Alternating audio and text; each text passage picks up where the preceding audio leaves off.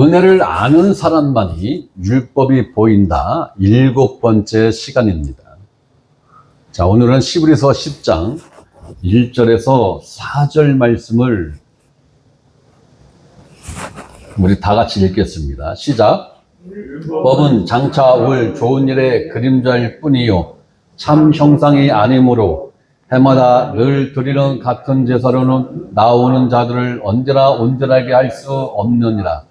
그렇지 아니하면 섬기는 자들이 단번에 정결하게 되어 다시 죄를 깨닫는 일이 없으리니 어찌 제사 드리는 일을 그치지 아니하였으리요. 그러나 이 제사들에는 해마다 죄를 기억하게 하는 것이 있나니 이는 황소와 염소의 피가 능히 죄를 없이 하지 못함이라. 이 말씀은 대단히 중요한 말씀입니다. 이 시브리서 10장에 있어서도 이 말씀은, 이 4절 말씀은 대단히 중요한 말씀이에요. 율법은 이 정도야. 이 정도야. 왜? 그림자기 때문에. 그런데 이 그림자의 참 형상인 메시아, 곧 예수 그리스도가 하신 일은 이 정도야 라고 쭉 이제 18절까지 쭉 설명되어지는 거예요. 18절이 아니라 뭐 거의 39절 말씀까지. 그러니까 이 시브리서 10장 1절에서 4절 말씀을 여러분들은 좀 이렇게 좀 기억을 해 두실 필요가 있어요. 그래야 수요일 날 시브리서 공부할 때도 보탬이 좀 되고. 자, 오늘 읽은 이 시브리서 10장 1절에서 4절 말씀은 참 형상인 예수 그리스도의 그림자로서의 율법의 한계성을 지금 이 시브리서 기자가 지금 증언을 하고 있는 것입니다. 자, 율법. 첫째, 율법은 그림자라는 거예요. 그림자. 자, 그 율법이 그림자라고 하면은 그 율법의 실체가 따로 있다라는 거죠. 그죠? 이러시면은 안 됩니다.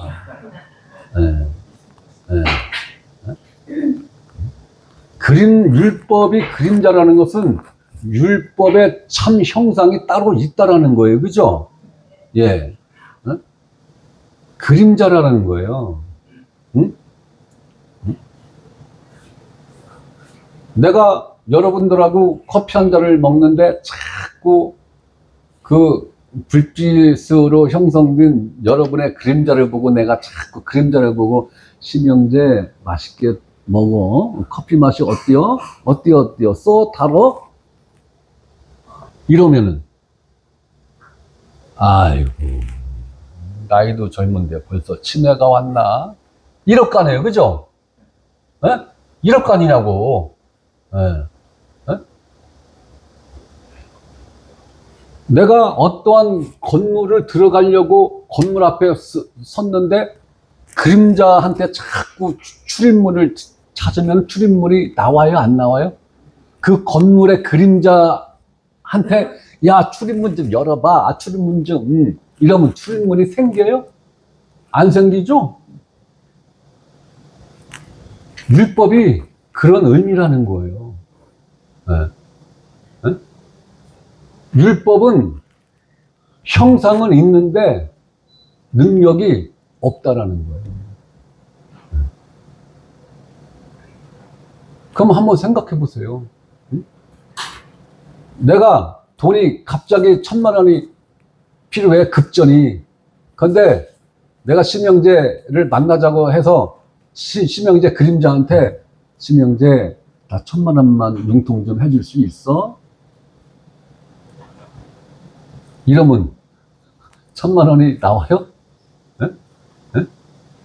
나오든 안 나오든 심영재 눈을 뚫어지게 쳐다보면서 내 사정을 이야기하고 1,000만 원만 융통 좀 해줘 라고 이야기를 해야 해결이 되든 안 되든 되는 거죠.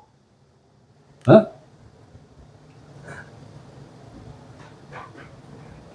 오늘날 기독교인들이 이런 실수를 범하고 있죠. 에? 어떠한 헌금을 하면 세상에 하나님으로부터 축복을 받는데, 그런데 그것도 보통 축복이 아니요. 에? 축복의 통로가 열린다. 에? 축복의 통로가 열린다는 건 뭐예요? 그 통로를 통해서 축복이 막 쏟아져 들어온다는 거죠. 그죠? 네. 그게 통로의 역할이잖아요. 아니, 그림자에 해당하는 일을 하고 그 일을 통해서 하나님한테 축복을 받는다는 게 말이 되는 거냐고요. 네? 근데 내가 금방 얘기했잖아요. 심영재 그림자를 보고 심영재 커피 맛있지? 써? 달아?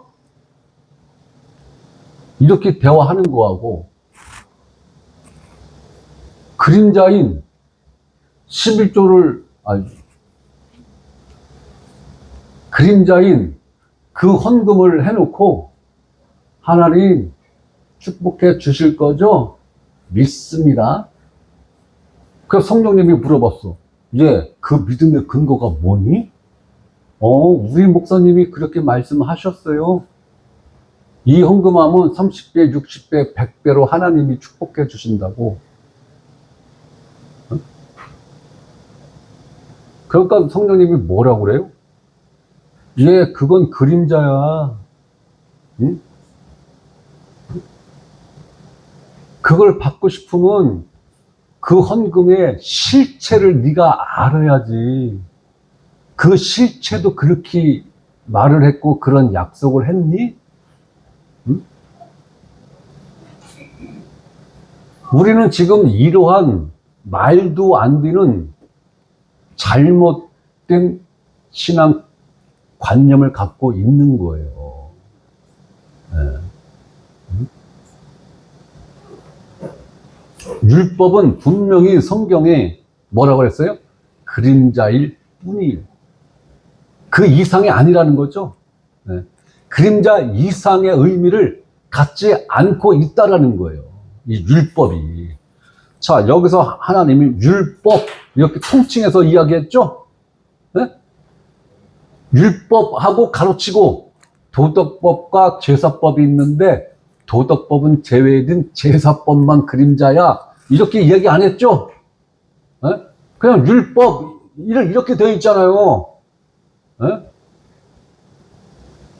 제사법은 폐지됐고 도덕법은 지켜야 돼 라고 주장하는 설교자가 있는데 난 그런 분들한테 묻고 싶어요. 이 히브리서 10장 1절 말씀에 율법이 그러면 제사법만 있는 율법인가? 네? 아니에요. 모든 율법이 다 들어있는 율법을 말하는 거예요. 도덕법 플러스 제사법 플러스 민법, 형사법 다 포함이 된 율법을 이야기하는 거예요. 그림자라는 거예요. 그림자다. 자, 율법이 그림자라면 율법의 참 형상이 따로 있다라는 것이고, 그렇다면 이 율법의 참 형상이 누굴까요? 네, 예수 그리스도가 참 형상이시죠. 자, 참 형상이신 예수 그리스도의 그림자인 율법으로서는 죄를 없앨 수 있다, 없애지 못한다. 어떤 거죠? 없애지 못한다. 네. 율법의 제사로는 죄를 없애지 못한다. 이게 참 형상의 그림자로서의 율법의 한계성이에요. 네? 아니, 하나님이 율법을 주신 목적이 뭐예요? 네? 하나님이 율법을 주신 목적이 뭐냐고요? 네? 죄를 직접 율법을 범하게 하고 그 범함을 통해서 내가 하나님 앞에 죄를 지었고 내가 죄인이구나. 이것을 깨닫게 하고, 그러면 이 죄를 어떻게 해결받아야 되지? 아, 짐승의 피로 하나님 앞에 제사를 지내면 되지.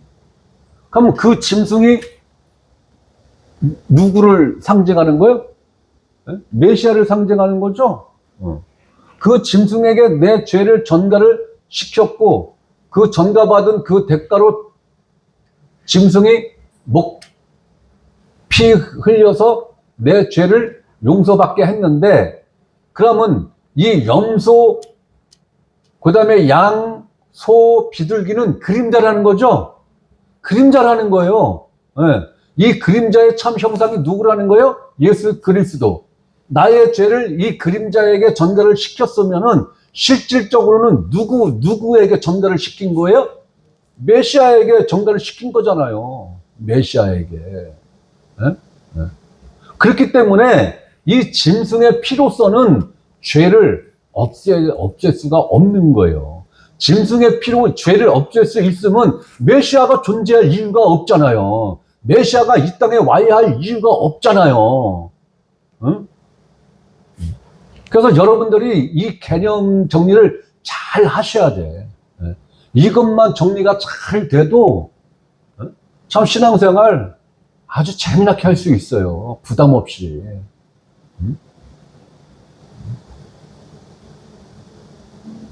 율법은 절대적으로 죄를 제거할 수 없다라는 거예요.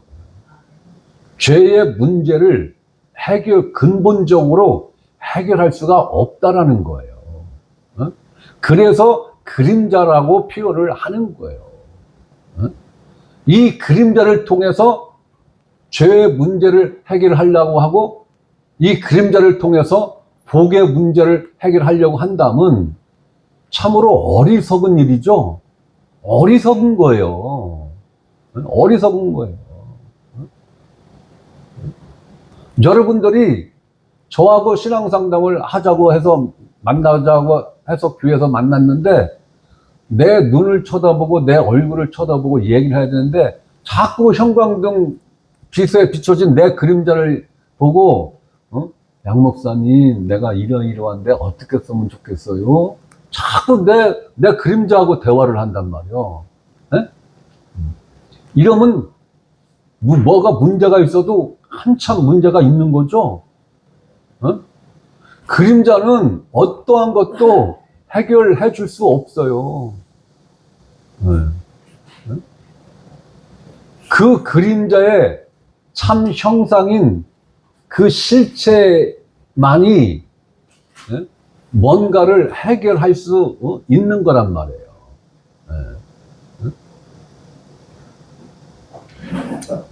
그래서 속죄를 받으려는 사람들로 죄를 기억나게 한다라고 지금 히브리서는 이야기를 하고 있는 거예요. 피제사를 드려도 끊임없이 반복해서 내가 지은 죄를 기억나게 한다라는 거예요. 죄를 기억나게 한다라는 건 뭐예요? 여전히 죄의 종노릇하고 있다라는 거죠. 여전히 죄의 종노릇하고 있다라는 그것이에요. 그 문제를 해결할 수 없다라는 거예요. 그림자로서의 율법은. 그렇다면은 죄가 죄를 기억나게 하는 이 과정 속에 있는 사람들은, 그렇다면 예수 그리스도 안에 있는 사람들입니까? 아니면 율법 아래 있는 존재들입니까? 율법 아래 있는 존재들인 거예요. 율법 아래 있는 존재들이다. 히브리서는 밑으로 쭉 내려가서 17절, 18절에 기가 막힌 말씀을 하고 있어요. 이게 율법의 실체이신 메시아만이 이 일을 하실 수 있고 이미 이 일을 이루어 내셨단 말이에요. 이 일을.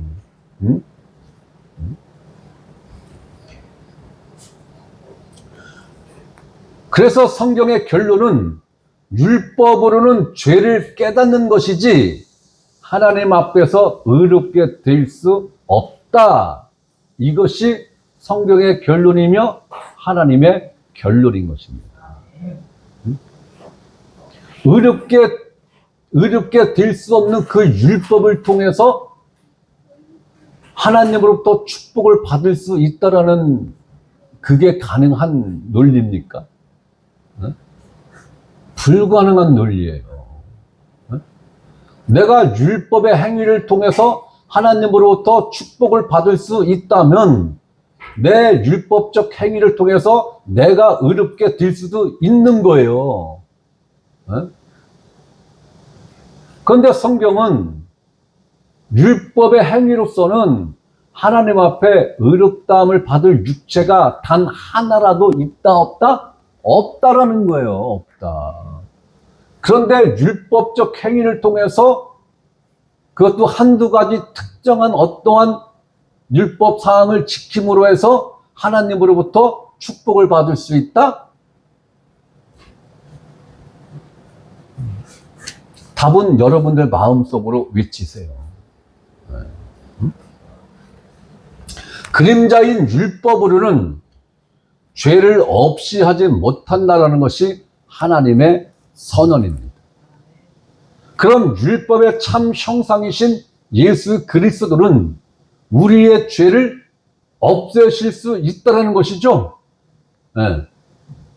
그러니까 지금 하나님은 이 히브리서를 통해서 율법은 못해. 네? 율법은 못해. 율법을 내가 너에게 준 거는 그 일을 해내라고 준 게 아니야. 응? 너희들이 지금 얻고자 하는 그 소망의 일은 그 율법의 참 형상인 내 아들이 너희에게 보냄을 받았을 때 그 일이 이루어지는 거야. 자, 히브리서 10장 8절에서 14절 말씀을 한번 다 같이 읽어보겠습니다. 자, 히브리서 10장 8절에서 14절 말씀입니다. 다 같이 읽습니다. 시작. 위에 말씀하시기를 예물과 번제와 속죄제는 원하지도 아니하고 기뻐하지도 아니하신다 하셨고 이는 다 율법을 따라 드리는 것이라.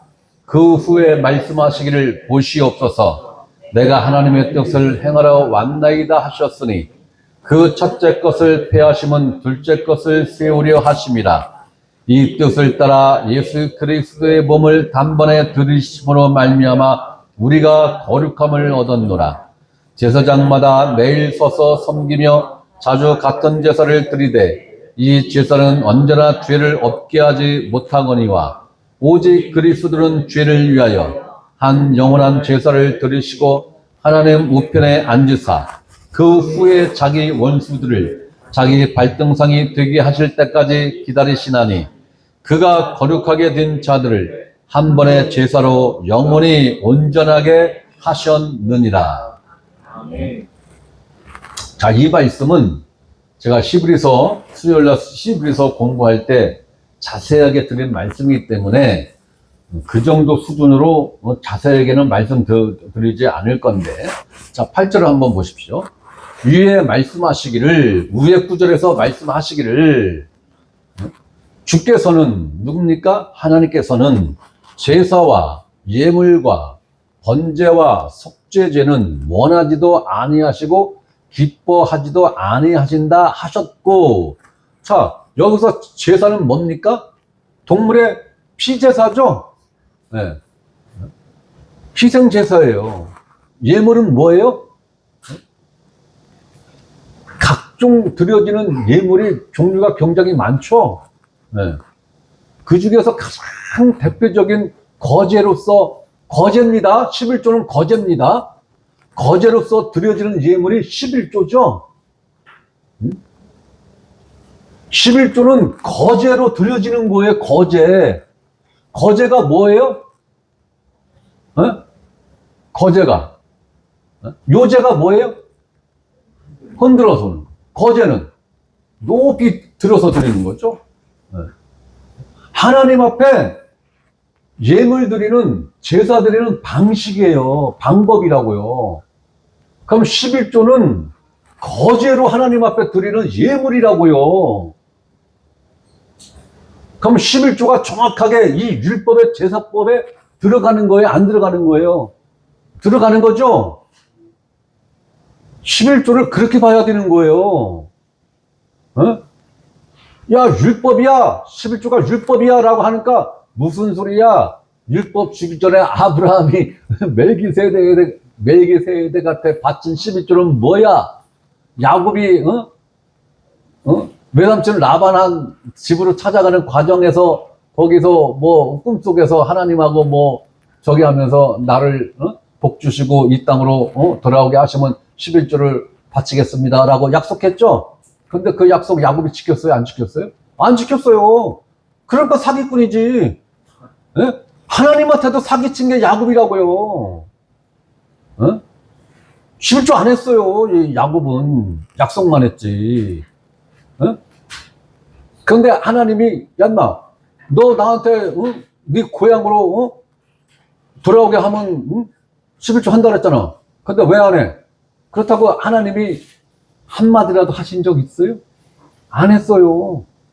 그 약속 왜 안 지켜라고 해서 하나님이 벌 준 사실 있어요? 안 했어요. 그러면 야곱이 11조에서 외삼촌 집에서 그렇게 큰 양떼 무리를 만들어낼 수 있었어요? 11조 안 바쳤다니까. 전적으로 하나님 은혜로 된 거예요. 하나님의 은혜로.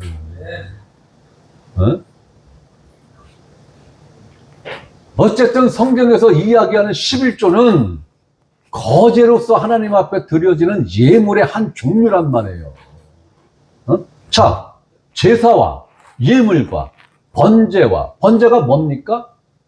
번제단에서 장작불 태워서 장작불로 해서 그 양이나 염소나 소를 태우는 거죠. 태워서 그 냄새로 하나님 앞에 제사를 지내는 거예요. 고기 태우는 냄새로. 이거 번제가 뭘 의미하는 거예요? 야, 네 죄를 전가받은 이 양의 이 몸뚱아리가 아예 그냥 흔적조차 사라졌지. 이 양의 형체가 사라진 것처럼 네 죄도 이렇게 사라지는 거야. 네 죄도 이렇게 사라지는 거야. 그런데 네 죄는 지금 사라지는 게 아니라 메시아에게 전가가 됐는데 그 메시아가 와서 이 양이 불타서 죽는 것처럼 죽을 거야. 그때 네 죄가 사라지는 거야.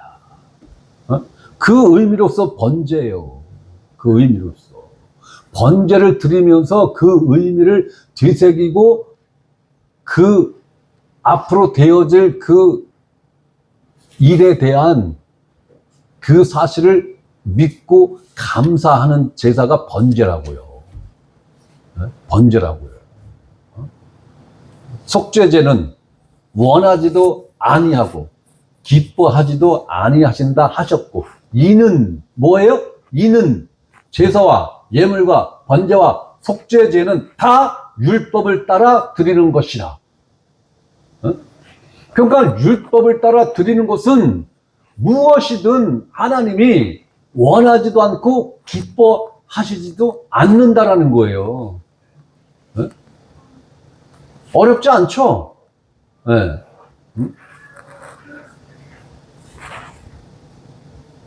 바로 이것이 율법의 한계라는 거예요.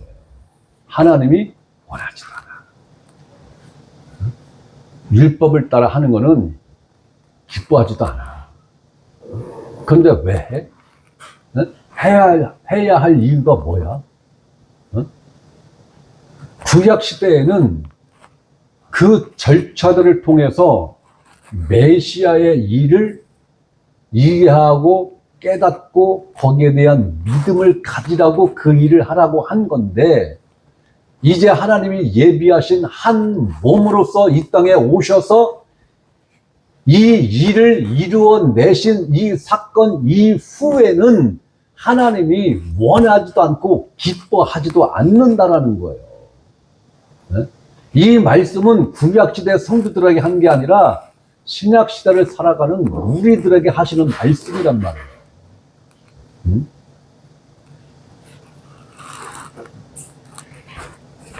하나님이 원하시지도 기뻐하시지도 않는 일이다라는 것을 확인을 했는데, 이름에도 불구하고 여러분들은 그래도 뭔가 성의는 보여야 되잖아요.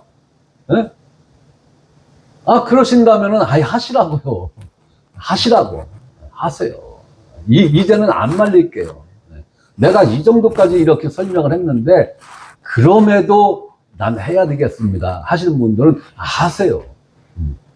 말리지는 않을게요. 그 대신에 나중에 저를 원망은 하시면 안 돼요. 이 이상 내가 어떻게 설명을 드려요. 자, 9절 봅니다. 그 후에 말씀하시기를 보시옵소서. 내가 하나님의 뜻을 행하러 왔나이다 하셨으니, 그러면 메시아가, 그리스도가 이 땅에 오신 것은 하나님의 뜻을 행하러 오신 것인데, 그 하나님의 뜻이 무엇이냐라는 거예요. 무엇이냐? 그건 뭐예요?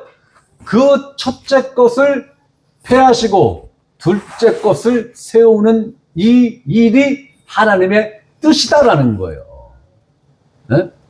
이 일을 이루어내시기 위해서 메시아인 그리스도, 메시아나 그리스도 같은 말이지, 예수 그리스도가 이 땅에 오셨다라는 거예요.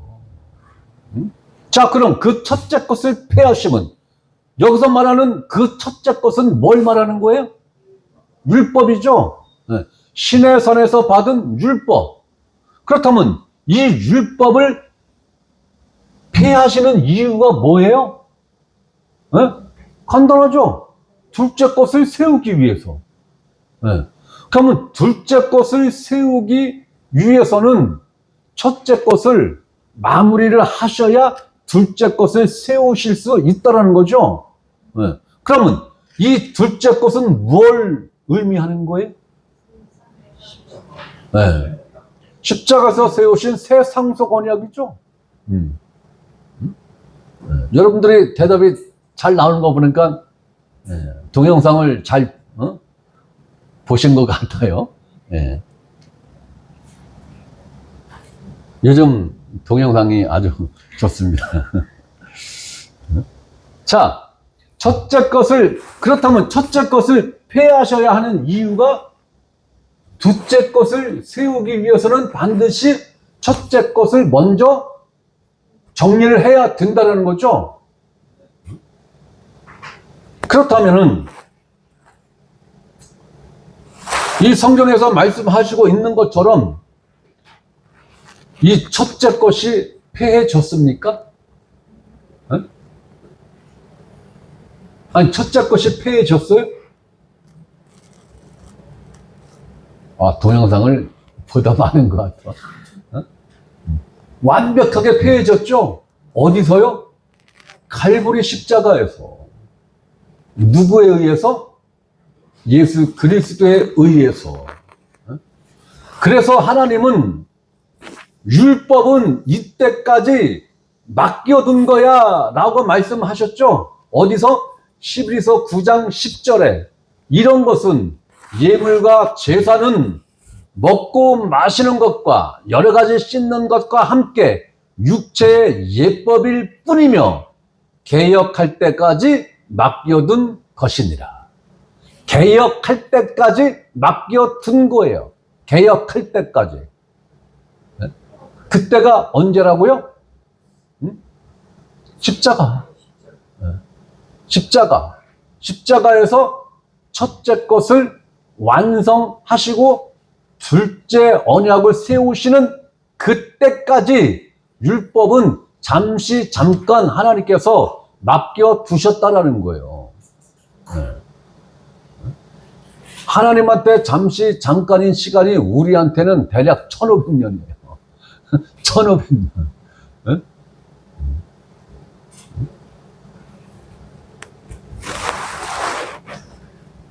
그렇다면 첫째 것이 폐해지고 둘째 것이 세워졌다라고 하면 개혁이 된 거예요? 아직 되고 있는 거예요? 개혁이 마무리된 거죠? 마무리된 거예요. 그렇기 때문에 첫째 것을 폐하시는 거예요. 그렇기 때문에. 자, 다시 10장 10절 봅니다. 이 뜻을 따라, 이 뜻을 따라. 어떠한 뜻입니까? 첫째 율법을 폐하시고 둘째 것, 즉 새 상속 언약을 세우시는 그 뜻을 따라 예수 그리스도의 몸을 단번에 들이심으로 말미암아 얻게 된 결과는 우리가 거룩함을 얻었노라. 자, 우리가 거룩함을 얻었다라는 것은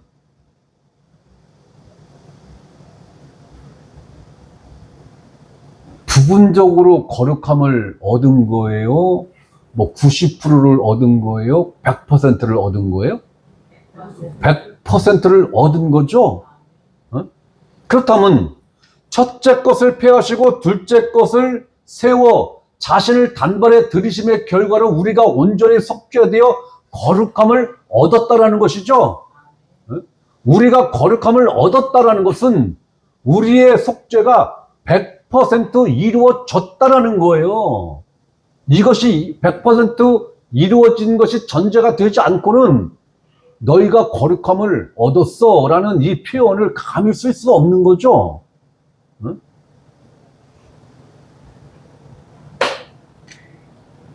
이 일을 예수님의 몸을 한 번에 제사로 드려짐으로 해서 끝났다라는 거예요. 율법은 해마다, 그죠? 해마다 몇 년 동안 이 제사를 드렸는데도 죄를 없애지 못했어요? 무려 1500년 동안 1년에 한 번씩이면은 1500번을 드린 거죠. 1500번 속죄 제사를 드렸는데 그림자인 율법으로서는 죄를 없애지 못했다라는 거예요. 그러면 이 율법의 제사로 1억 번을, 10억 번을, 1조 번을 희생 제사를 드린다 한들 죄는 1.1획도 제거하지 못하는 거죠? 네. 못하는 거예요. 그걸 하나님이 1500년 동안 율법을 통해서 시청각 교육으로 증명을 해 준 거예요.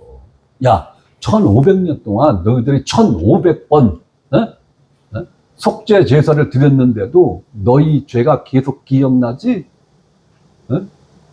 바로 1500번 드린 그 속죄 제사로는, 율법의 제사로는 너희 죄를 없애지 못해. 없애지 못해. 어떻게? 기회를 더 줄까? 1500번 갖고 안 되겠니? 그럼 3000번 기회를 줄까? 1억 번 기회를 줄까? 그래도 없어지지 않아. 그렇다면 이제 내가 너희의 죄를 단번에 제거하는 일을 보여줄게. 너희가 1500년 동안 1500번을 속죄 제사를 드렸는데도 너희의 죄를 1.1획도 제거하지 못한 그 일에 대해서 단 한 번의 제사로 너희의 모든 죄를, 그리고 너희 미래에 태어날 그 자식들의 죄까지도 한 번에 제거해 주는 일을 내가 보여줄게 라고 해서 예비하신 한 몸 곧 그리스도를, 예수 그리스도를 이 땅에 보내셔서 한 번의 제사로 어떻게 했다고요? 우리를 거룩하게 했다. 거룩하게 됐다라는 것은 뭐예요? 죄가 한 터럭이라도 남아있으면 거룩한 거예요? 아니죠. 죄인이죠. 1.1획도 남김없이 완벽하게 제거를 했다라는 거예요.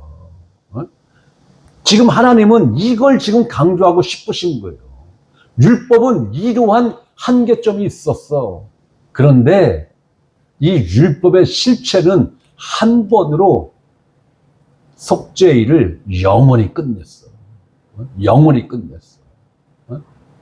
율법, 그림자로서의 율법과 실체로서의 메시아를 이렇게 지금 하나님은 비교하면서 설명을 하는데, 이런데도 너희가 예루살렘 성전으로 돌아가서 제 피제사를 드릴래? 이거거든요. 너희가 이래도 예루살렘 성전으로 돌아가서 율법을 지키는 행위를 할래? 이걸 지금 깨닫게 해주고 싶은 거예요, 지금. 이걸. 자, 11절 봅니다. 제사장마다. 여기서 제사장마다라고 표현한 것은 제사장이 자꾸 바뀌었다는 얘기죠? 네. 이때 당시에 제사장은 24계열로 24 당번제를 한 거예요. 운영을 한 거예요. 당번제로. 그러니까 제사장이 일정 시간이 되면 순번제로 바뀌는 거죠. 네. 그렇게 바뀌는 것도 말을 하는 거지만 또 제사장이 또 죽어. 죽으면 또 제사장이 또 바뀌잖아요. 그죠? 그걸 말하는 거예요. 매일 서서 섬기며, 매일 서서, 즉, 쉼 없이 하나님을 섬기는 일을 했다라는 거예요. 그것도 자주한 얘기는 뭐예요? 반복하여 같은 제사를 드리되, 그 결과가 무엇이라는 것입니까? 언제나, 변함없이, 항상 죄를 없게 하지 못하거니와. 단 한 번도 그림자인 율법의 제사법으로는 한 트럭의 죄도 없애지 못했다라는 거예요. 없애지 못했다라는 거예요. 자, 참 형상이신 예수 그리스도의 그림자인 율법으로는 우리의 죄를 없이 하지 못한다는 것이 성경의 결론입니다. 하나님의 결론적 선언인 거예요. 이것이 율법의 결정적 한계라는 것을 하나님은 정확하게 지금 지적을 해주고 있는 거예요. 그렇다면 율법의 참 실체이신 예수님의 제사로는 우리의 죄가 없어졌을까요? 자, 12절 봅니다. 오직 그리스도는, 율법의 참 형상이신 예수 그리스도는 죄를 위하여 죄를 없애시기 위하여죠. 죄를 위하여 한 영원한 제사를 드리시고, 율법처럼 자주 반복하여 매일 제사를 드리지 않으시고 한 번, 즉 단번의 제사로 영원히 유효한 제사를 드렸다라는 것이죠.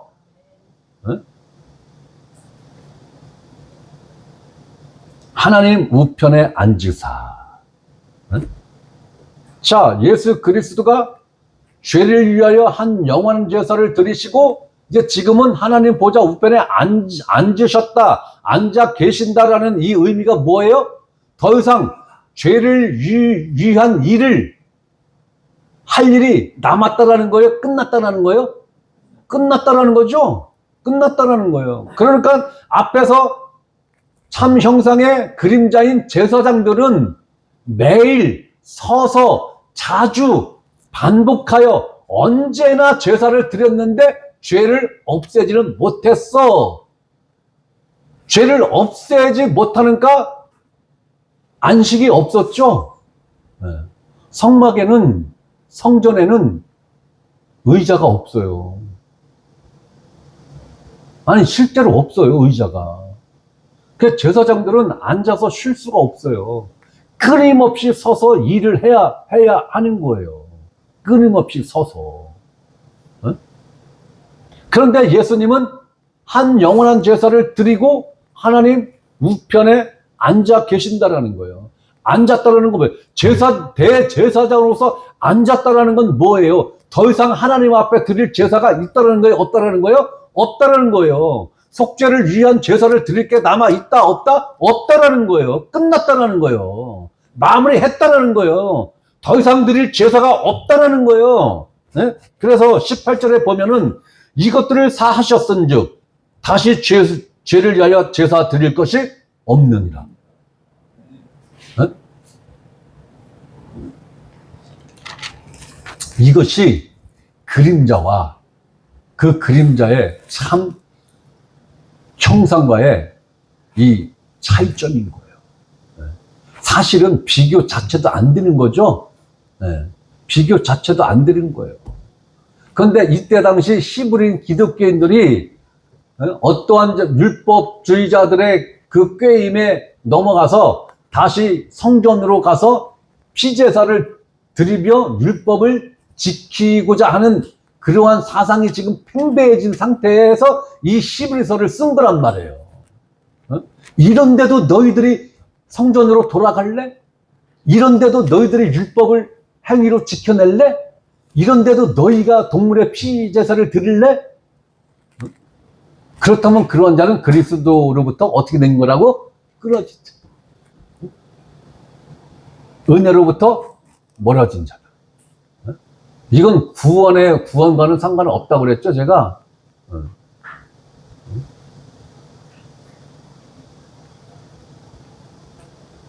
자, 14절 봅니다. 13절은 건너뛰고 14절. 그가 거룩하게 된 자들을 한 번의 제사로 영원히 온전하게 하셨느니라. 한 번의 제사로 영원히 온전하게 하셨느니라.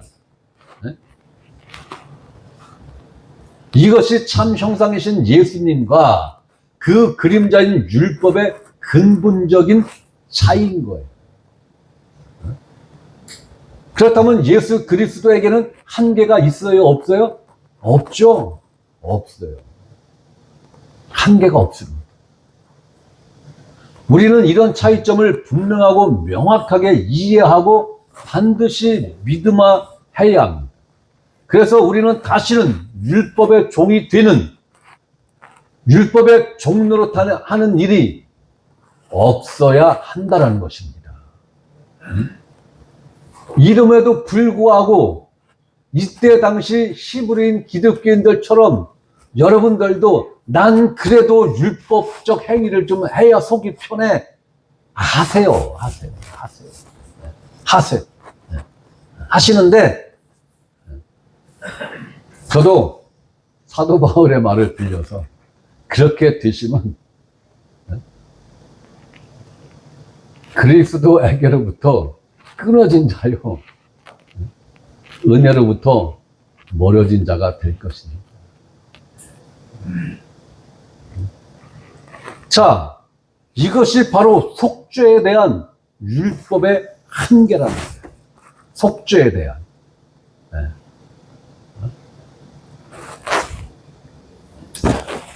율법은 참 형상이 아니라 그림자다라는 것입니다.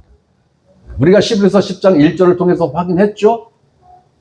그렇다면 율법은 그림자인데 그 그림자의 참 형상은 예수 그리스도라는 거예요. 자, 두 번째로 율법은 죄를 없이 하지 못한다. 즉 속죄의 기능이 있다 없다? 없다라는 거죠. 우리가 4절, 히브리서 10장 4절에서 확인했습니다. 그러나 예수 그리스도는 온전한 속죄를 이루었다라고 히브리서 10장 14절에서 선언을 하고 있어요. 그가 거룩하게 된 자들을 한 번의 제사를 영원히 온전하게 하셨느니라. 완전한 속죄, 온전한 속죄를 율법이 하지 못한 그 일을 단 한 번의 제사로 이루어 내셨다는 것이 하나님의 증언인 것입니다. 자, 세 번째로 율법은 죄를 깨닫게 할 뿐이다. 로마서 3장 20절에 이렇게 증언을 하고 있죠. 그러나 히브리서 10장 10절과 로마서 3장 24절에는 예수 그리스도는 모든 믿는 자를 어떻게 했다? 의롭게 하셨다 라고 증언을 하고 있는 것입니다. 네 번째로, 율법을 따라 드리는 예물과 제사는 섬기는 자를 그 양심상 온전하게 할 수 없다. 11서 9장 9절에 이렇게 증언을 하고 있어요. 여기에 반하여 예수 그리스도는 믿는 자의 양심의 죄로부터 무엇을 주셨다? 자유함을 주셨다. 라고 11서 10장 19절에서 22절에 증언을 하고 있는 것입니다. 율법이 다 놓친 것을 한 가지도 빠짐없이 예수 그리스도가 그 일을 온전하게 했으며 완성하셨다는 것을 증언하고 있는 것이에요. 자, 다섯 번째로, 율법은 죄를 기억하게 하는 기능만 있습니다. 11서 10장 3절에 그러나 예수 그리스도는 우리의 모든 죄를 도말하셔서 하나님으로부터 기억나지 않게 할 정도로 완전하고 완벽하게 속죄를 이루어냈다라고 11서 10장 17절에 증언을 하고 있습니다. 또 그들의 죄와 그들의 불법을 내가 다시 기억하지 아니하리라. 율법의 제사는 죄를 기억하게 하는 능력이 있지만 예수 그리스도의 속죄 제사는 하나님까지도 우리의 죄를 기억하지 않게 할 정도로 완벽하게 제거했다라는 거예요. 그렇기 때문에 18절에 이것들을 사하셨은지, 이것들이 뭐예요? 우리의 불법과 죄들을 사하셨은지, 다시 죄를 위하여 제사 드릴 것이 있다 없다? 없다. 네? 죄를 위하여는 제사 드릴 것이 없어요. 없어요. 끝냈다라는 거예요. 완벽하게 마무리했다라는 거예요. 네? 율법의 요구를 완벽하게 이루어내셨다라는 거예요. 네?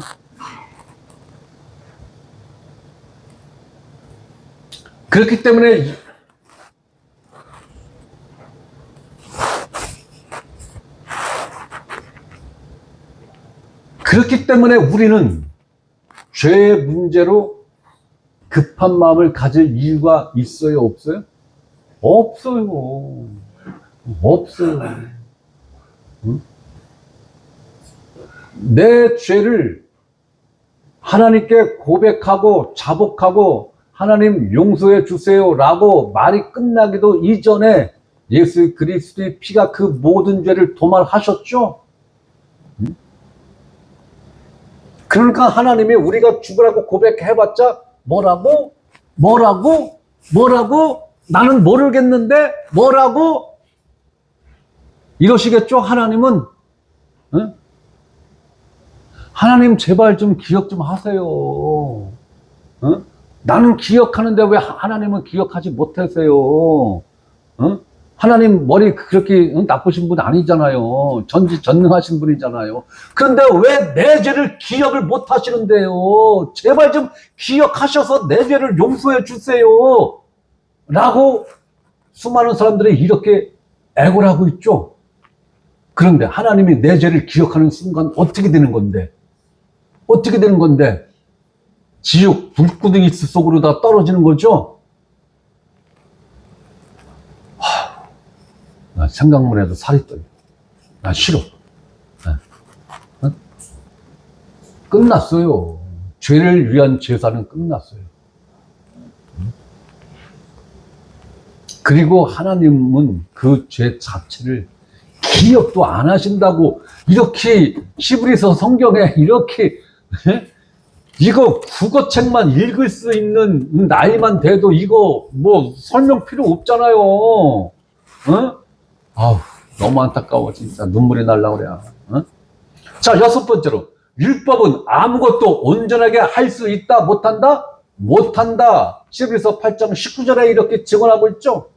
그러나 예수 그리스도는 영원히 온전하게 하셨느니라. 11서 10장 14절에 예수 그리스도는 영원히 온전하게 하셨다라고 지금 선언을 하고 있는 거예요. 율법은 아무것도 온전하게 못해. 율법이 놓친 그 모든 것을 예수 그리스도가 완전하게 다 받아서 온전하게 했어. 완전하게 했어. 그런데도 너희가 율법으로 돌아갈래? 그런데도 일곱 번째로 율법은 같은 제사를 매일 반복하여 드렸습니다. 매일 반복해서 드렸습니다. 히브리서 10장 11절에 그것을 증언하고 있습니다. 그러나 예수 그리스도는 완전 속죄를 이루셔서 모든 제사를 그치게 하셨어요. 그것이 바로 조금 전에 읽었던 히브리서 10장 18절. 이것들을 사하셨은즉 다시 죄를 위하여 제사 드릴 것이 없느니라.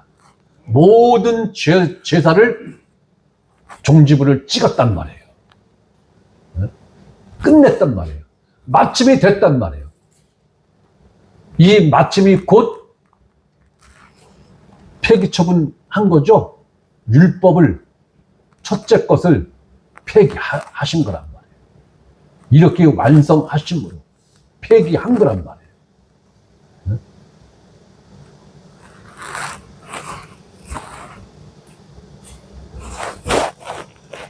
이름에도 불구하고 여러분들 어떻게 율법을 지켜볼까라는 생각이 눈금만큼이라도 있나요? 한 터럭이라도 다 제거해야 돼요. 우리는 율법의 그림자조차도 제거를 해야 돼요.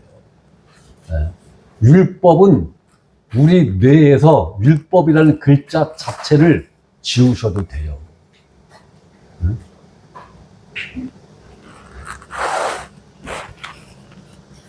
생각보다 진도가 잘 나가고 있습니다. 좋습니다. 오늘 마무리가 될 것 같습니다. 그렇다면은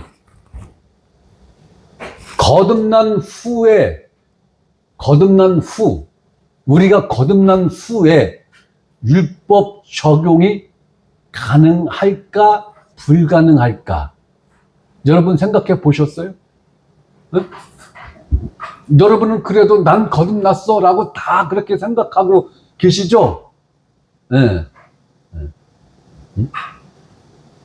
그렇다면은 내가 거듭났는데, 내가 거듭난 그리스도인인데 이러한 율법이 나한테도 적용이 된다라고 성경은 말씀을 하고 있는가 어쩐가를 여러분들은 한번 생각을 해 보셨습니까?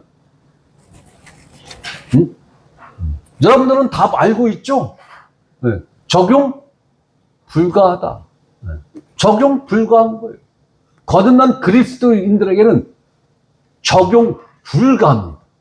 이것을 성경은 명확하게 제시를 해주고 있는 거예요. 네? 그런데 이 말씀 자체를 이해를 못하니까 네? 자꾸 성경과는 반대로 율법 지켜야 돼, 율법 지켜야 돼. 지금 이러고 있는 거란 말이에요. 네?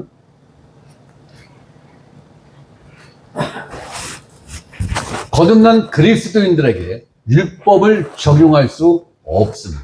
이것이 결론입니다. 그러면 왜 적용할 수 없는가를 설명을 해야 되죠? 그죠? 네. 제 마음 같아서는 여기서 끝 하고 밥 먹었으면 좋겠는데, 네. 아직 시간이 1년이니까 딴소리 하지 말고 얼른 설명해. 그 이유는 하나님께서 로마서 7장에 아주 정확하게 기록을 해놨어요.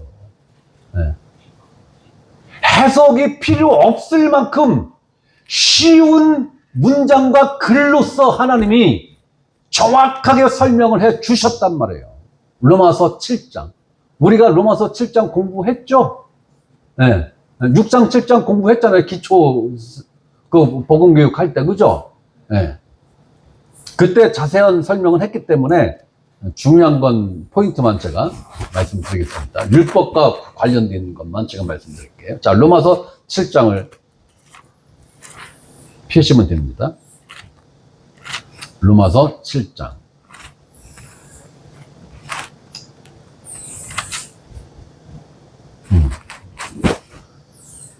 자, 7장 1절을 봅니다.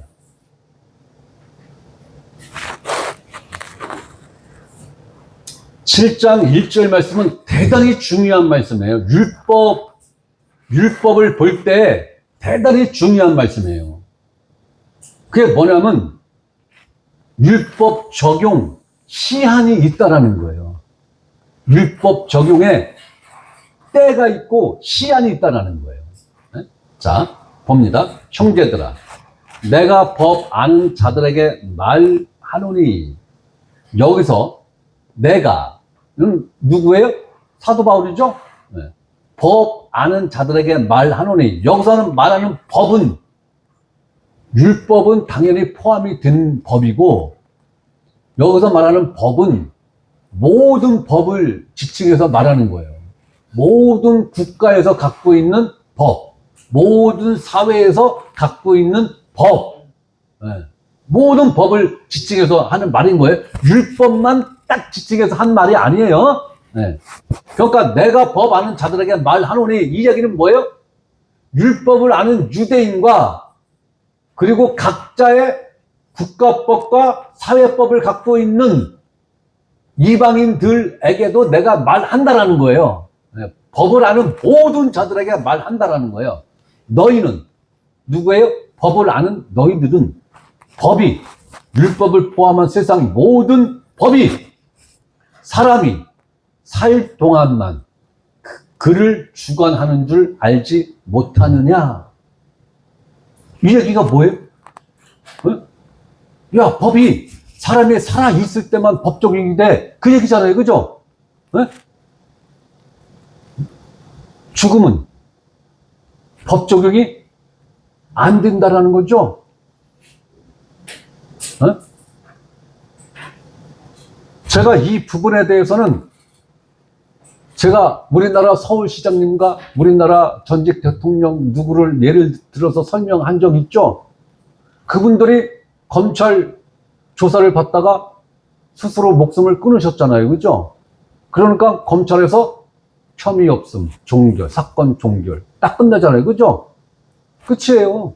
죽음은 어떠한 죄를 지었던 사람을 수백, 수천 명을 죽인 살인자를 할지라도 그 사람이 딱 죽어버리면은 사건 종결이에요.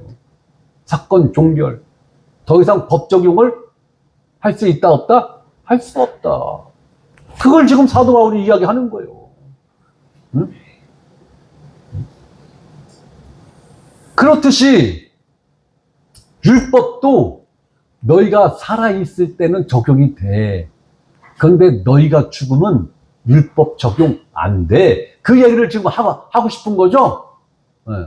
사도 바울이 그 얘기를 하고 싶은 거예요. 네? 아니, 이것과 거듭난 그리스도인하고 무슨 상관이 있는데? 네? 아, 상관이 있다니까? 네?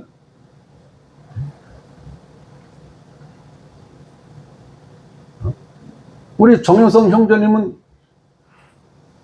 죽었어요? 살았어요? 살았어요? 살았으면 율법 적용 받아야 되는데? 네? 네? 자,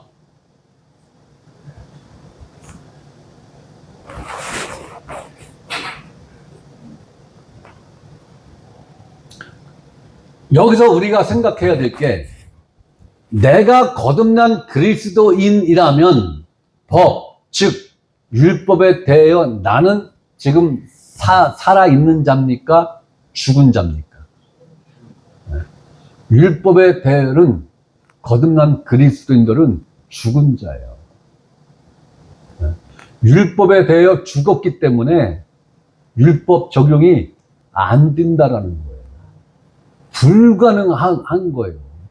죽은 존재에게 법을 어떻게 적용할 건데? 네? 못하는 거예요.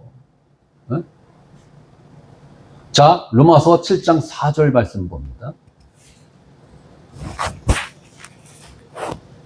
그러므로 형제들아, 너희도 명확하게 거듭난 그리스도인들인 너희도 그리스도의 몸으로 말미암아 율법에 대하여 죽임을 당하였으니, 우리가 죽임을 당했다라는 것은 내가 자의적으로 하나님 나도 같이 죽여주세요 이렇게 자처해서 죽임을 당했다라는 거예요? 하나님이 일방적으로 죽였다라는 거예요? 어? 하나님이 일방적으로 우리를 죽였다라는 거예요. 누구 안에서? 예수 그리스도 안에서. 어? 이 얘기는 뭐예요? 예수 그리스도가 그 몸이 죽을 때 너희도 그 안에서 너도 죽었어. 그 얘기죠? 어? 그 얘기인 거예요. 응? 자, 그리스도의 몸으로 말미암아 율법에 대하여 죽임을 당하였으니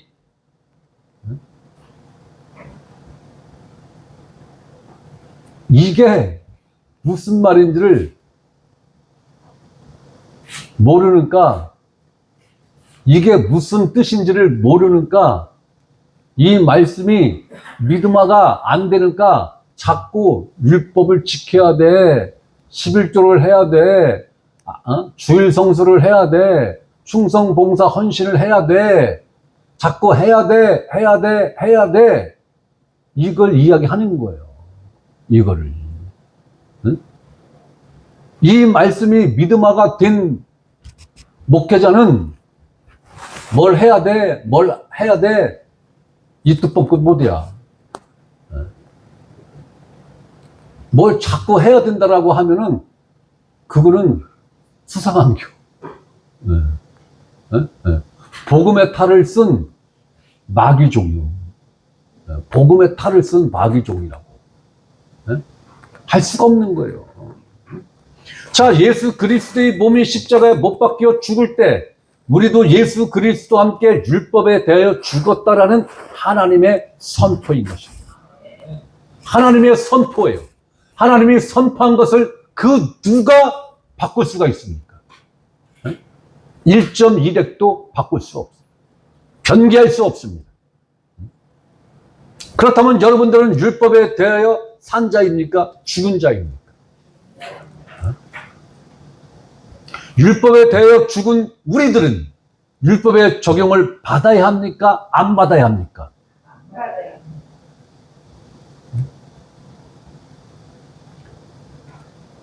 그럼 이것만 가르쳤으면 됐지.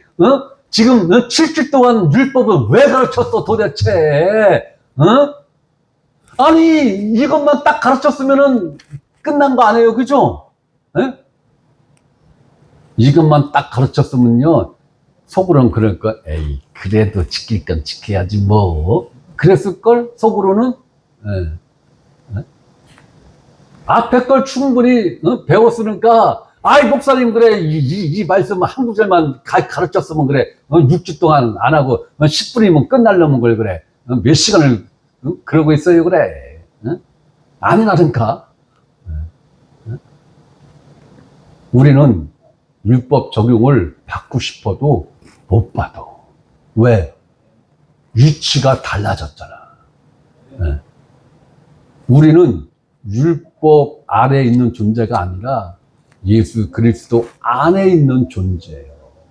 위치가 달라졌기 때문에 법 적용이 안 되는 거예요. 법 적용이.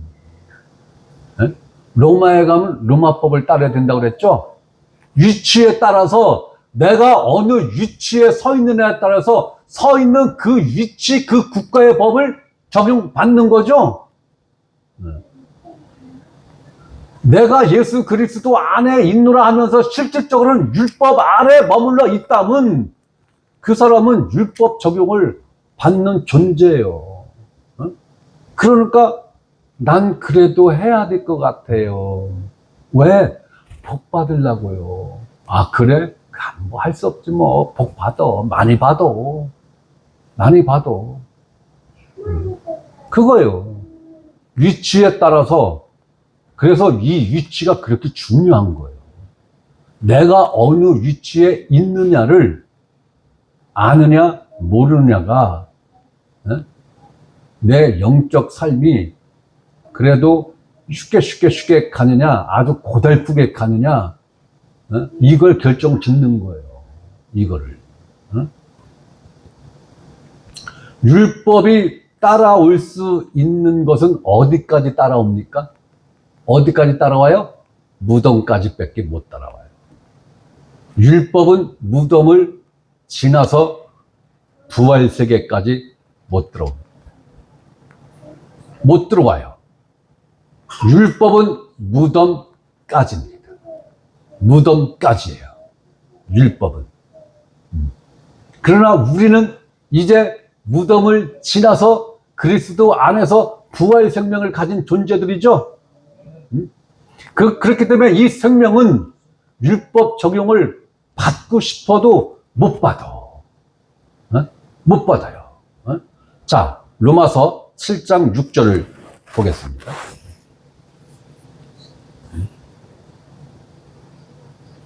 우리 다 같이 읽겠습니다. 6절 시작. 이제는 우리가 얽매였던 것에 대하여 죽었으므로 율법에서 벗어났느니 이러므로 우리가 영의 새로운 것으로 섬길 것이요 율법 조문의 묵은 것으로 아니할지니라.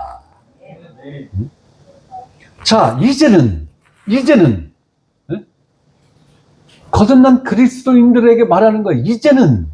너희가 이제는 얽매였던 것에 대하여, 여기서 무엇에 얽매였던 거예요? 율법에 얽매였던 너희가 어떻게 됐다는 거예요? 죽음으로. 죽었으므로. 이 죽음의 결과가 무엇이라는 겁니까? 율법에서 벗어났느니. 우리는 예수 그리스도 안에서 그리스도와 함께 죽임을 당함으로 그 결과로 우리가 율법에서 벗어났다라는 거예요. 벗어났다는 것은 뭐예요? 율법의 영향하에 있다라는 거예요? 영향권 밖에 있다라는 거예요?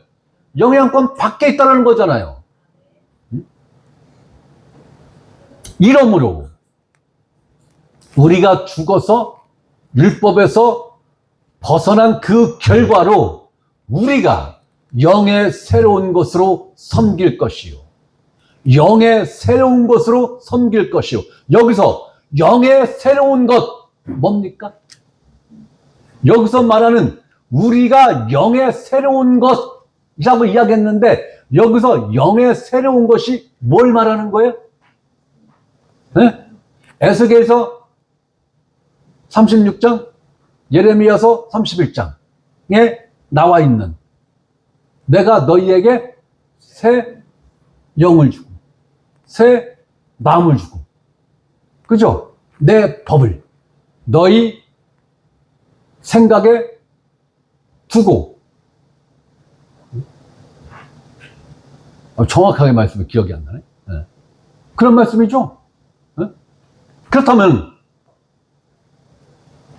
영의 새로운 것을 다른 말로 표현하면 뭡니까? 네? 영의 새로운 것으로 섬길 것이라고 했는데 영의 새로운 것을 다른 단어로 바꿔서 표현하면 뭐예요? 네?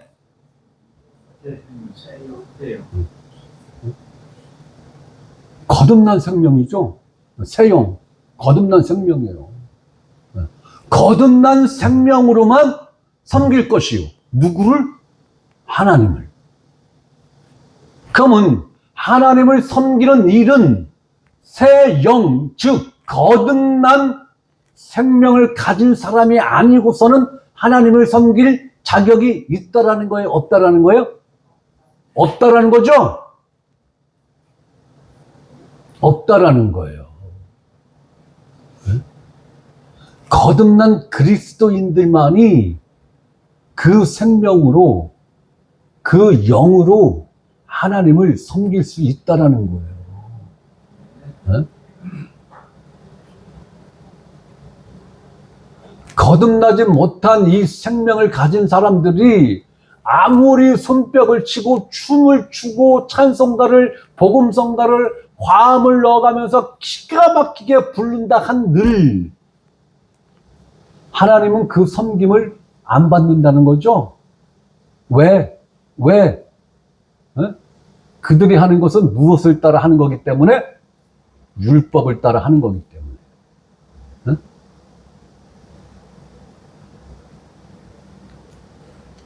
자, 우리가 영의 새로운 것으로 섬길 것이요 율법 조문의 묵은 것으로 아니할지니라.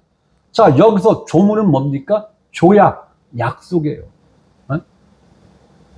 율법 조문에 묵은 것으로 아니할지니라. 묵은 법이라는 거예요. 묵은 법. 옛법이라는 거예요. 율법으로 하나님을 섬길 수 없다는 것이죠. 왜? 하나님은 율법을 따라 드리는 것은 원하시지도 기뻐하시지도 않기 때문인 것입니다.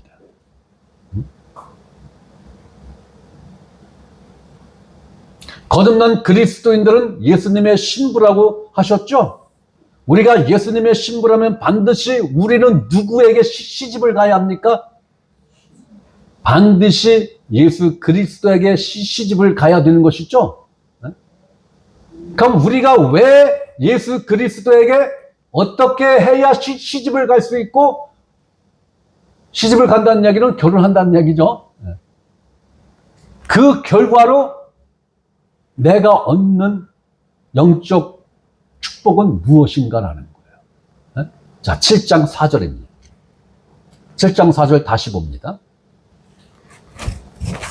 그러므로 내 형제들아, 너희도 그리스도의 몸으로 말미암아 율법에 대하여 죽임을 당하였으니, 이는 우리가 율법에 대하여 죽임을 당한 이유와 목적은 다르니 곧 죽은 자 가운데서 살아나신 이에게 가서, 자, 여기서 다르니 곧 죽은 자 가운데서 살아나신 이에게, 누굽니까? 예수 그리스도를 말하는 것이죠. 네. 이에게 가서, 그리스도에게 가서, 여기서 가서는 시집 간다라는 것을 말하는 거예요. 시집 간다라는 것을 말하는 거예요. 즉 예수 그리스도에게 시집 가서 우리가 하나님을 위하여 열매를 맺게 하려 합니다.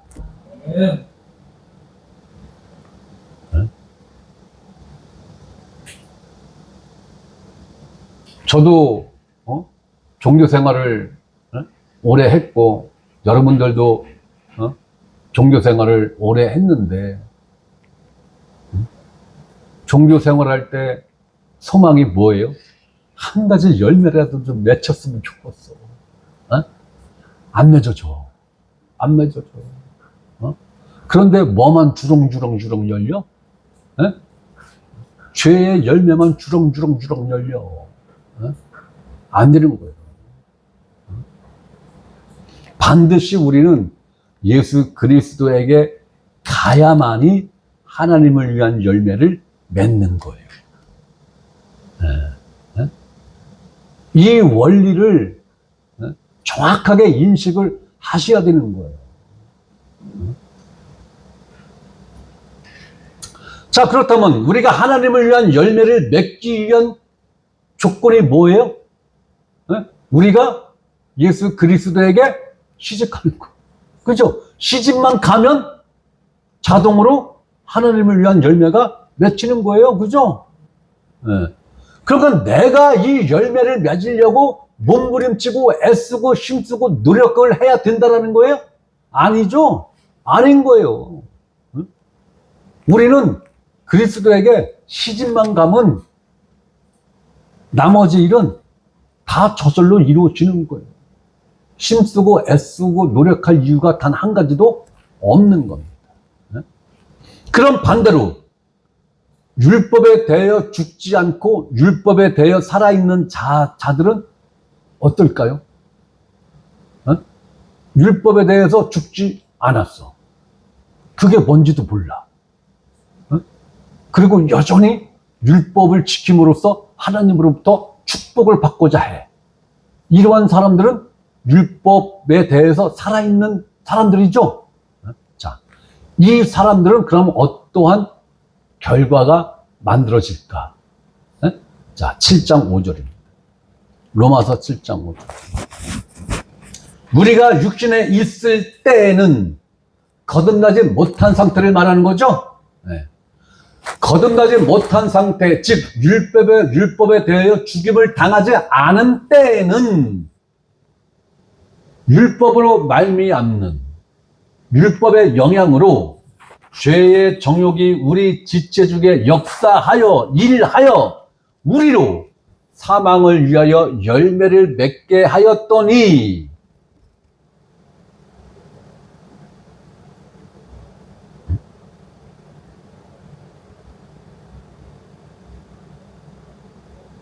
율법에 대해서 죽지 않는 사람들은요, 사망의 열매를 맺는 거예요. 응? 네.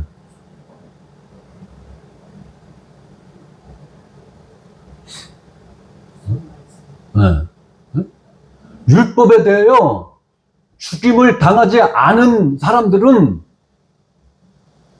자기가 원하든 원하지 않던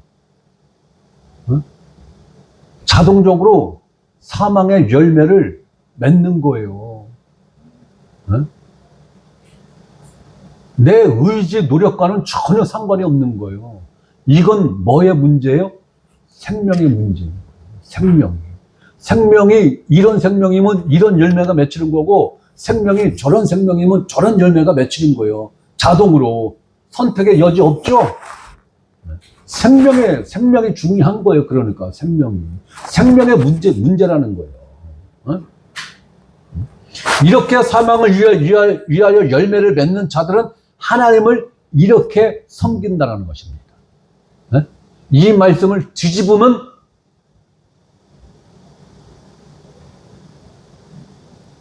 율법에 대해 죽지 못한 사람들은 하나님을 이렇게 섬긴다는 거예요. 이 말씀을 뒤집어야 됩니다. 로마서 7장 6절입니다. 이제는 우리가 얽매였던 것에 대하여 죽었으므로 율법에서 벗어났으니 이러므로 우리가 영의 새로운 것으로 섬길 것이요 율법 조문의 묵은 것으로 아니할지니. 자, 이 말씀을 거듭나지 못한 사람들에게 적용을 한다면 이렇게 읽을 수 있습니다. 아직도 우리가 얽매였던 것에 대하여 살아있으므로, 얽매였던 것에 대하여 살아있으므로 율법에서 벗어나지 못함으로 영의 새로운 것으로 섬길 것이 아니요. 영의 새로운 것으로 섬길 것이 아니요. 율법 조문의 묵은 것으로 섬길 것이니라. 이것이 이 말씀을 뒤집으면 율법에 대해서 죽지 못한 사람들은 이렇게 산다는 거예요. 똑 떨어지죠? 네?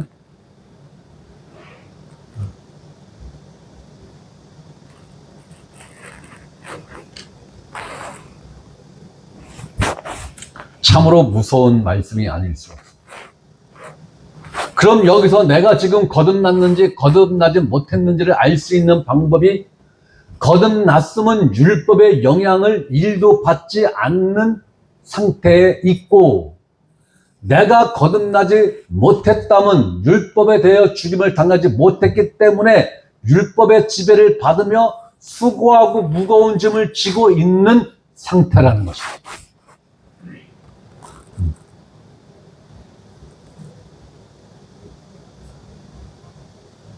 여러분들은 어떠세요? 수고하고 무거운 짐을 짊어지고 있을 때하고, 이것부터 물어봐야 됩니다. 여러분들 지금 수고하고 무거운 짐을 지고 있습니까? 어째 말만 그러는 것 같아요. 수고하고 무거운 짐을 지고 있으면 슬픈 일이에요. 자, 그렇다면 수고하고 무거운 짐을 지고 있는 옛날의 상태하고 수고하고 무거운 짐을 집어던져진 지금하고 어떻게, 여러분에게는 쉼이 있습니까? 그 차이가 확연하게 느껴져요? 그 차이 갖고 전도하는 거예요. 그 차이를 갖고 전도하는 거예요. 그 차이점만 설명해줘도 전도됩니다.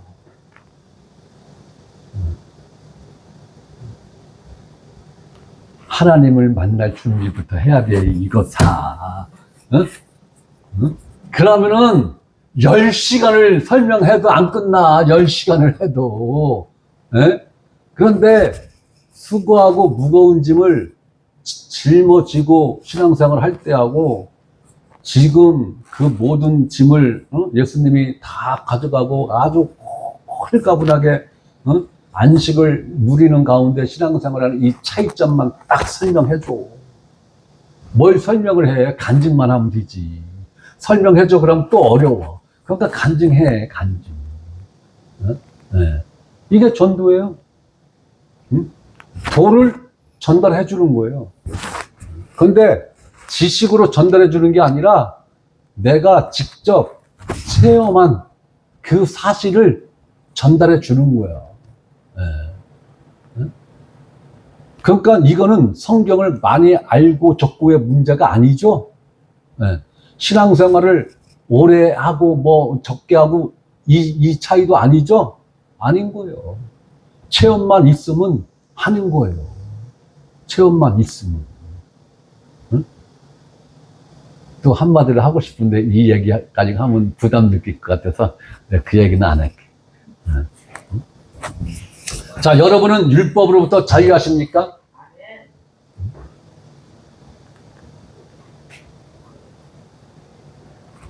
대답을 못하신 분들은 율법으로부터 종노릇하고 있습니까?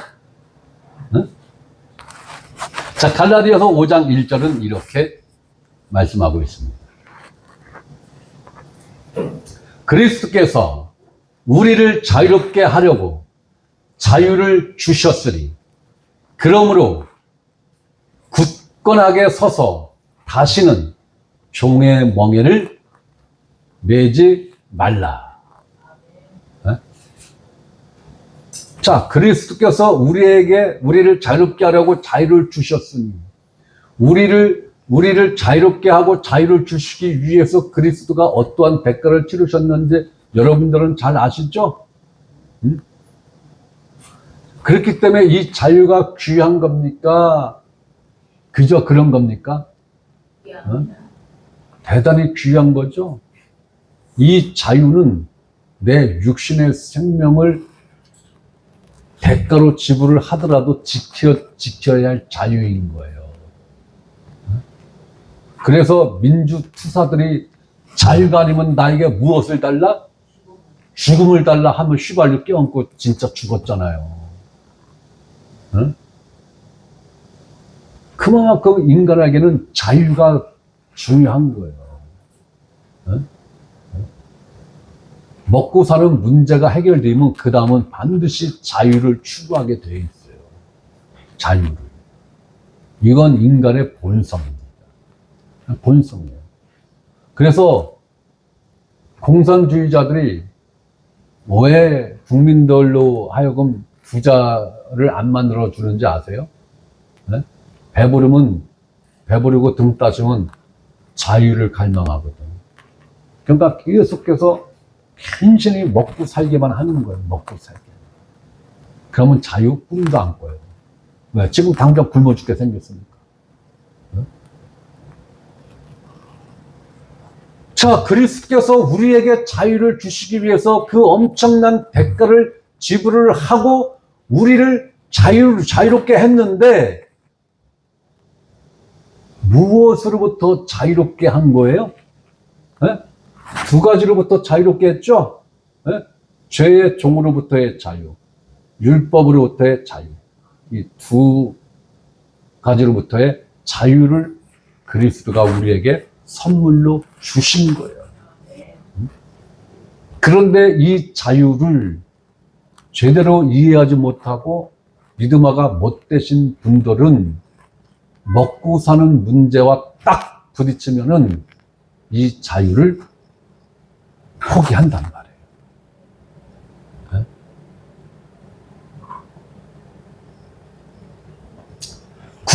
굳건하게 서서 다시는 종의 멍에를 매지 말라. 멍에를 매지 말라는 건 뭐예요? 네? 종 노릇하지 말라는 거죠. 율법을 위해서 일하지 말라는 거죠. 죄를 위해서 일하지 말라는 거죠. 그럼 무엇을 위해서 일을 해야 됩니까? 자유를 위해서. 나에게 자유를 주신 그리스도를 위해서. 그분의 뜻을 위해서 우리는 일을 해야 되는 것입니다. 자, 갈라디아서 2장 16절엔 이렇게 또 말씀을 하고 있습니다. 사람이 의롭게 되는 것은 율법의 행위로 말미암음이 아니요 오직 예수 그리스도를 믿음으로 말미암는 줄 알므로 우리가 그리스도 예수를 믿나니. 맞습니까? 우리 다음에 뭐예요? 자, 그리스도 예수를 믿나니 이는 우리가 율법의 행위로서가 아니고 그리스도를 믿음으로써 의롭다함을 얻으려 합니다. 율법의 행위로서는 의롭다함을 얻을 육체가 없느니라.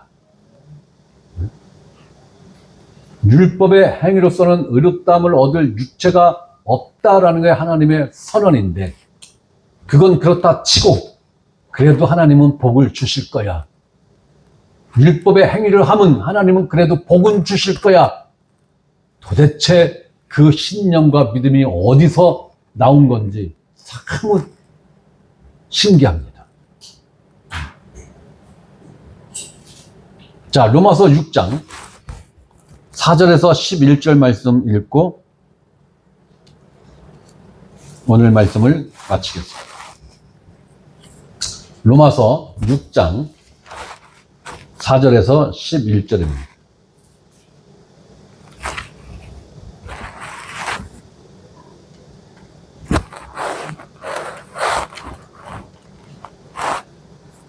로마서 6장 4절에서 11절입니다. 자, 우리 다 같이 읽겠습니다. 찾으셨죠? 자, 시작. 그러므로 우리가 그의 죽으심과 합하여 세례를 받음으로 그와 함께 장사되었나니 이는 아버지의 영광으로 말미암아 그리스도를 죽은 자 가운데서 살리심과 같이 우리로 또한 새 생명 가운데서 행하게 하려 합니다. 만일 우리가 그의 죽으심과 같은 모양으로 연합한 자가 되었으면 또한 그의 부활과 같은 모양으로 연합한 자도 되리라.